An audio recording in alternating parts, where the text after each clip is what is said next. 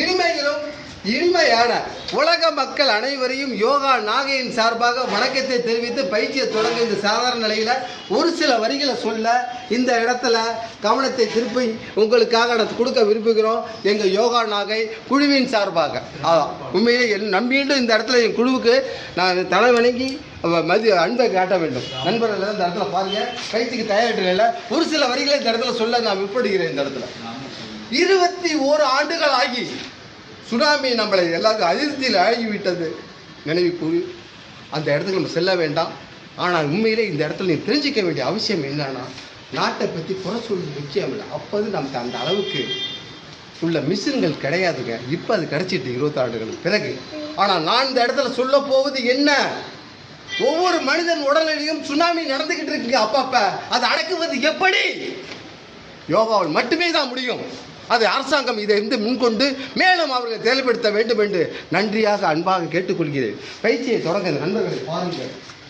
சேர்ந்து கொண்டாச்சு நல்லா ரெடியாகுங்க. வர முடியாது. குச்சி எடுத்துங்க, அவ்வளோதான். குச்சி எடுத்துங்க, அந்த பாருங்க அங்கே குழந்தைய காட்டுங்க.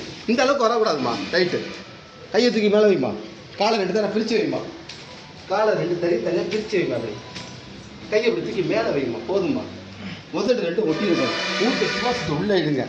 ஆமாம், சின்ன குழந்தைங்க இது இறைவனோட குழந்தைங்க தானாக வரும். இது பெரிய குழந்தை, தெரிஞ்சுக்க பரவாயில்ல. இப்போ பெரிய குழந்தைங்க இந்த இடத்துல என்னன்னா, நல்லா காலை மேலே வைத்த மேலே தூக்குங்க. இந்த இடத்துல தலைநாடி வச்சு செய்யலாம். இந்த இடத்துல கேப் இருக்கணும், ஆனால் அதே சமயம் உதடு ஒட்டி இருக்கணும். இப்போ இந்த கையை தூக்கி மேலே வைக்க முடியாது. முயற்சி பண்ணுங்க. தொடர்ந்து செயல்பட்டு கொண்டு வந்தால் மனிதனுக்கு கொழுப்பு தேவை, ஆனால் கொழுப்பு தான் குறையணும். உடைநாள்னா அது ஓவருங்க. அதான் உண்மை. இப்போ செய்கிறத பாருங்கள். எல்லாருக்கும் வருங்க, வராது ஒன்றும் கிடையாதுங்க.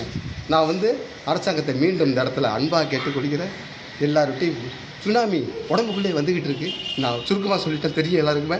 இதை அடக்குவது யோகாவில் மட்டுமே முடியும் என்று சொல்லி நன்றி கூறி விடைபெறுகிறேன். வெல்பட் நமக்கு மறந்துடாதீங்க. வாழ்க நலம், வளர்க யோகா.